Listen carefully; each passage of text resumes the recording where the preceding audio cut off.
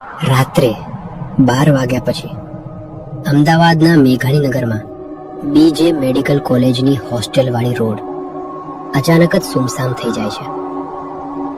આજથી 8 મહિના પહેલા આ જ રોડ પાસે ભયાનક પ્લેન ક્રેશ થયો હતો. લોકો કહે છે એ દિવસ પછી અહીં કંઈક બદલાઈ ગયું છે. 2 મહિના પહેલા રાકેશ નામનો એક બાઇક સવાર આ રોડ પરથી પસાર થઈ રહ્યો હતો.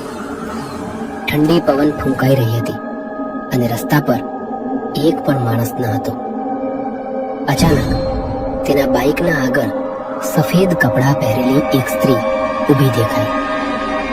રાકેશે જોરથી બ્રેક મારી, પણ આંખ ઝબકતા જ એ સ્ત્રી ગાયબ.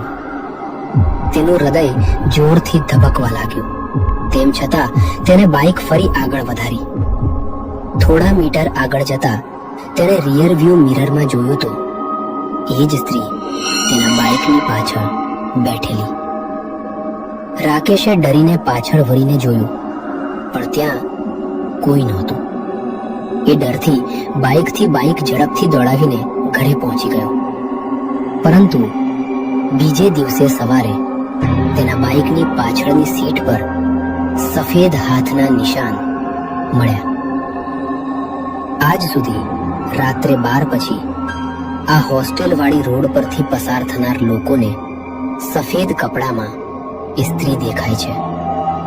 પ્રશ્ન માત્ર એક જ છે, શું એ પ્લેન ક્રેશમાં મૃત્યુ પામેલી આત્મા છે કે હજુ પણ કોઈને પોતાની સાથે લઈ જવાની રાહ જોઈ રહી છે?